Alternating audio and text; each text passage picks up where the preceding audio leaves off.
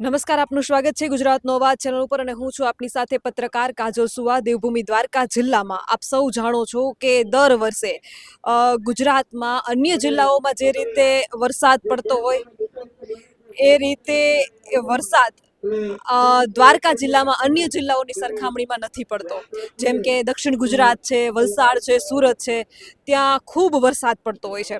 દર વર્ષે દ્વારકા એક તો છેવાડાનો જિલ્લો છે અને વરસાદમાં ક્યાંક ને ક્યાંક આપણે બીજા જિલ્લાઓની સરખામણીમાં કુદરત પણ આપણી સાથે ક્યાંક અન્યાય તો કરે છે. એટલે આજ વખતે તો સ્થિતિ એવી છે કે જે રીતે વરસાદ થયો છે અન્ય જિલ્લાઓમાં, સુરતમાં આપણે જોયું કે ખાડીપુરની સ્થિતિ આવી, દુકાનોમાં પાણી ભરાઈ ગયા, પણ દ્વારકામાં હજુ એ વાવણી લાયક કે પૂરો વરસાદ નથી થયો. મને એવું લાગે છે લગભગ કોઈક વિસ્તારો એવાય છે કે જ્યાં હજી વાવણી એ નથી થઈ.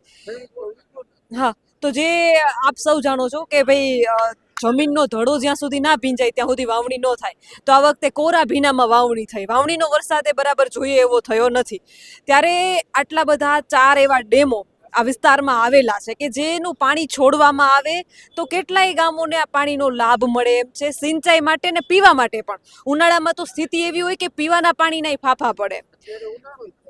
અને અત્યારે ભલે ચોમાસું શરૂ થઈ ગયું હોય પણ જે પાણીની અછત અત્યારે એટલા માટે વર્તાઈ રહી છે કારણ કે વરસાદ થયો નથી અને ગયા વર્ષનો સ્ટોક પાણીનો ખતમ થઈ ગયો છે. એટલે પીવાની ક્યાંક ને ક્યાંક તકલીફો પડી રહી છે.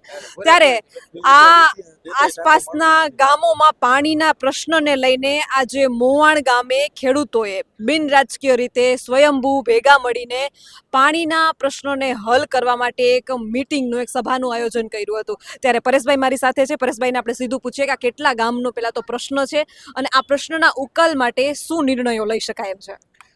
બેન, અમારે અત્યારે છે ને વિંજલપર, જુવાનગઢ, ખજુરિયા, મધુપુર, પીપળિયા, મોવાણ, સિદ્ધપુર, ચપર, જામપર, હરિપર, માંગરિયા, ચૂર, આસિયાવદર, પાનેલી, ભાતેલ, ટંકારિયા, જેપુર, ધુમથર, સૂર્યાવદર, ડાંગરવડ એમ ટોટલ 20 થી 22 ગામનો આ પ્રશ્ન છે કે જેની અંદર છે એ નહિવત વરસાદ અથવા તો આપણે કહીએ તો જે છૂટાછવાયા ઝાપટા પડ્યા છે, જેના કારણે ખેડૂતોનો જીવ છે, ખેડૂતો રહી ના શકે એટલે થોડો વરસાદ થાય એટલે ખેડૂતો વાવણી કરી દે. એટલે ઘણા ખેડૂતોએ સાહસ કરીને વાવણી કરેલી છે, પણ વરસાદ ન થવાના કારણે અને જમીનમાં ભેજ ઓછો હોવાના કારણે કાં તો એ પાક ઉગ્યો નથી, અને જો ઉગ્યો છે તો હવે પાણીની અછતના કારણે ટૂંક સમયમાં જ એ પાક છે સુકાઈ જાય એવી પરિસ્થિતિ છે.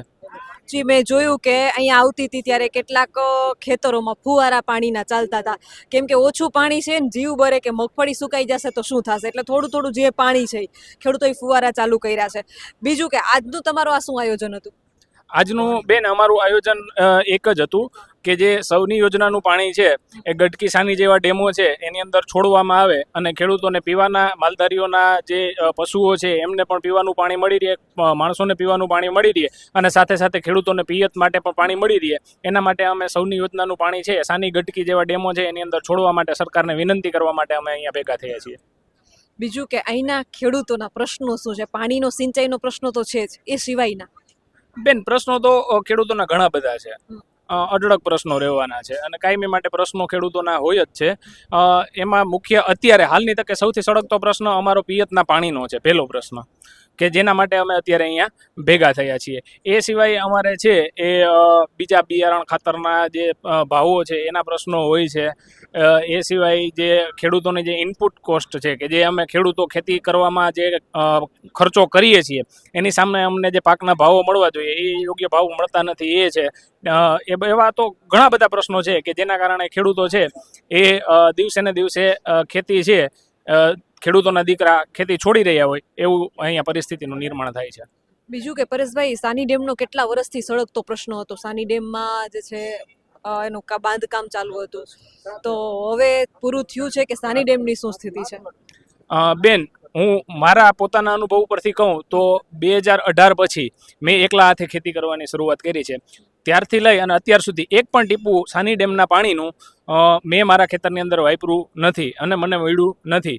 એટલે લગભગ 8 થી 9 વર્ષ જેવો સમય થયો છે ત્યારથી સાની ડેમ છે એનું કામ ચાલુ હતું. આ વર્ષે સાની ડેમનું કામ પૂરું થયું એટલે ખેડૂતોને એવી આશા હતી કે આ વર્ષે અમને એનો લાભ મળશે, પણ કુદરત રૂઠે અને ખેડૂત રડે એવી પરિસ્થિતિ થઈ અને એના કારણે સાની ડેમમાં વરસાદ ઓછો હોવાના, વરસાદ છે જ નહીં એમ કહીએ તો પણ ચાલે, વરસાદ ન હોવાના કારણે સાની ડેમ પણ ખાલી ખમ છે.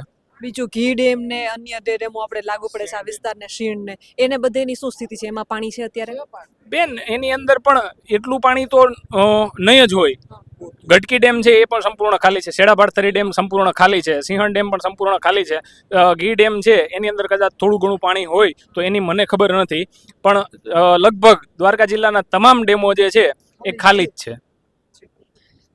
દ્વારકા જિલ્લાનો પ્રાણ પ્રશ્ન છે સિંચાઈને લઈને અનેક વખત રજૂઆતો કરી છે. હું જાણું છું આ જિલ્લાના ખેડૂતોની સ્થિતિને, કારણ કે આ મારો પોતાનો પણ જિલ્લો છે.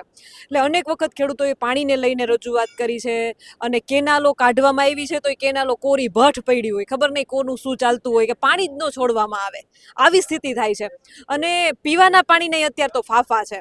અને આપણે આ બાજુ જોઈએ સૂર્યાબદર ને એ બધેનો વિસ્તાર જે છે, ધાર જેવો બધો વિસ્તાર પડ્યો, ત્યાં પાણીની બિલકુલ અછત છે. જમીનના પાણીના સ્તર ખૂબ ઊંડા છે. આવી સ્થિતિમાં ખેડૂતોને ખૂબ હાલાકીનો સામનો કરવો પડી રહ્યો છે. આના વિશે તમારું શું કહેવું છે? તમારા મંતવ્ય કમેન્ટ કરીને જરૂરથી જણાવજો. કેમેરામેન રાજ પરમાર સાથે હું પત્રકાર કાજલ સુવા. આપ જોઈ રહ્યા હતા ગુજરાતનો અવાજ, દેવભૂમિ દ્વારકાથી.